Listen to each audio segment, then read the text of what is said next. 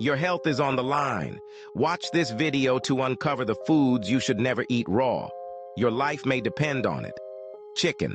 Raw chicken poses a serious risk of salmonella contamination, leading to food poisoning and severe illness. Always ensure chicken is thoroughly cooked to kill harmful bacteria. Eggs. Raw eggs can also harbor salmonella, potentially causing foodborne illness. It's safer to cook eggs until both the white and yolk are firm. Pork. Raw pork can contain parasites like trichinella, leading to trichinosis, a serious illness. Cooking pork to the recommended temperature kills parasites and ensures safety. Sprouts.